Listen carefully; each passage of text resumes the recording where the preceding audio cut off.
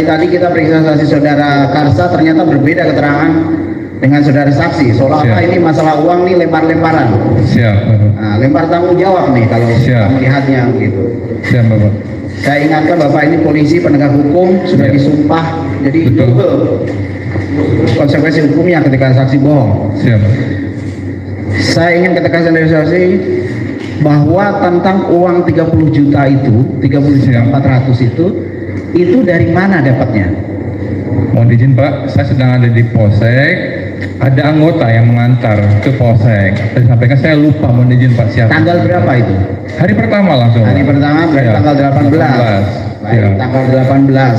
Nah, pada tanggal 18 itu saudara saksi langsung memberitahukan ke pimpinan tidak? Ada tas itu kan ada di dalam tas kan? Di dalam tas. Itu betul tasnya? Betul Bapak. Isinya apa aja tas itu? Ada uang, perhiasan, kartu ATM, KTP, dan lain-lain Pak. Uang berapa jumlahnya? 30.400.000. Saksi sempat buka dulu?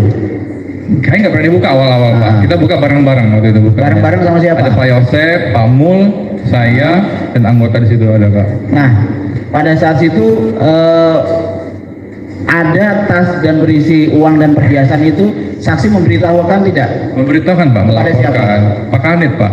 Pak Kanit siapa Pak? Pak Karsa Pak. Pak Karsa. Siap. Pada saat itu juga? Pada saat itu Detik Pak, itu juga? Siap.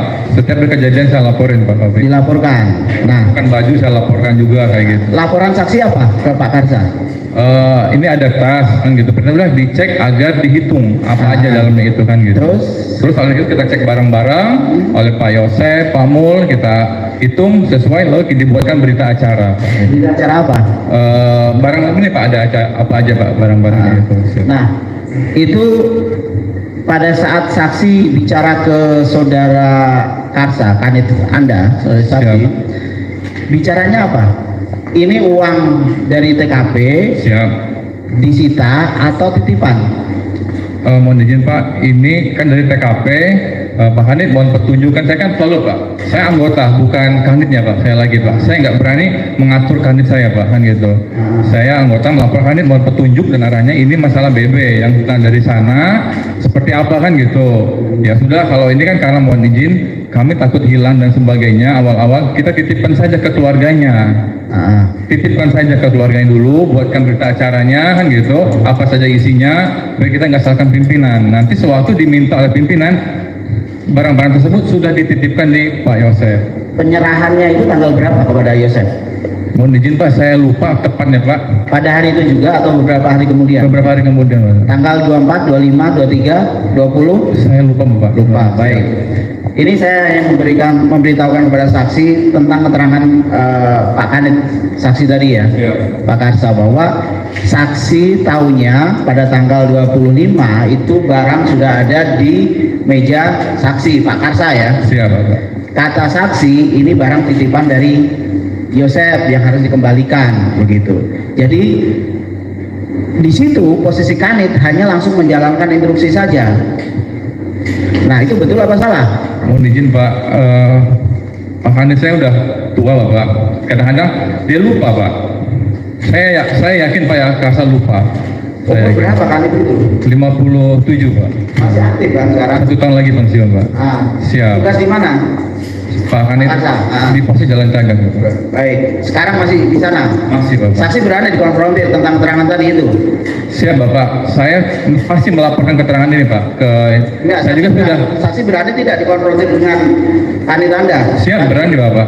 Ini masalah serius, masalah ini penghilangan barang bukti loh, itu tindak pidana. Siap Bapak, saya berani Pak. Justice salah satunya tuh itu. Siap Bapak, saya berani Pak. 8 juga bisa di situ. Siap Pak. Dari saksi berani ya? Siap Bapak, saya melaporkan Pak kejadian ini Pak ke pimpinan saya, semua Pak saya laporkan. Nggak ada yang saya tutup-tutupi. Termasuk kepada Kapolsek? Termasuk, mohon izin bukan ranah saya Pak Kapolsek Pak. Pak Kanit Pak yang melaporkannya Pak itu Pak. Saksi melaporkan tidak ke pihak Polres? Karena pimpinan saya Pak Karsa Pak, saya tidak melaporkan ke Polres Pak. Kalau saya melapor Polres saya terlalu jauh jaraknya Pak. Baik, siap. Saya izin yang mulia untuk memperlihatkan foto. Iya silakan.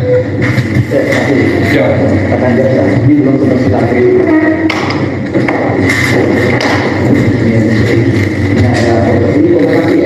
Siap, betul.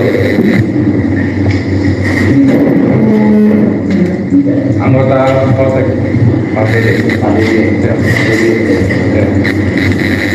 Pak Yosef. Baik. Sudah kelihatan. Ini kejadiannya kapan? Awal mula Pak. Hah? Pemeriksaan ini awal mula Pak. Tanggal berapa menurut saya?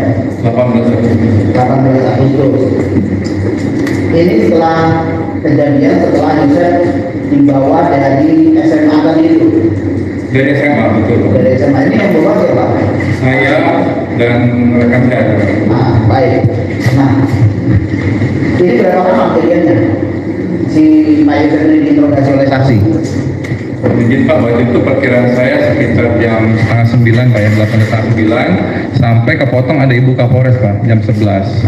Nah setelah itu dibawa ke TKP lagi, setelah zuhur bawa lagi ke kantor Pak. Nah, dari sini ini dibuatkan berita acara pemeriksaan atau apa namanya? Hal lain istilahnya yang terkait untuk menginvestigasi permasalahan ini. Tidak dibuat berita acara Pak, kita hanya interogasi awal Pak, karena belum ada LP, belum ada apa-apa Pak. Dasar kami hanya interogasi saja, menanyakan kronologis seperti apa kejadian ini, karena LP pagi itu belum dibuat Bapak, pagi itu.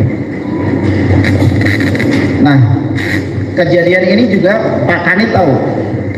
Pak Kanit memerintahkan saya Bapak Pak Kanit untuk bawa Pak Yosef ke Polsek. Baik. Lanjut lagi ke masalah TKP ya. Siap. Di tempat kejadian perkara tadi saksi kan tidak masuk ke dalam ya. Siap, Saya betul. biasa dengar ya. Tidak masuk ke dalam saksi. Nah, di situ saksi berapa lama ada di TKP? Paling sekitar jam 8, ya 10 sampai 20 menitan Pak di sana 10 Pak. sampai 20 menit. Menitan, siap. Saksi kemudian ke SMA terus kemudian ke Polsek ya. Iya. Nah, dari situ saksi sempat melihat tidak ada genangan darah atau air atau percikan di depan Alphard, Di depan, di depan mobil Alphard, di bawah Pak. di bawah Mobil depan Alphard. apa di Di bawah? belakangnya kan mayatnya di belakang Ah. Pak. Di bawahnya itu ada genangan air Pak, seperti air dan darah di situ Pak.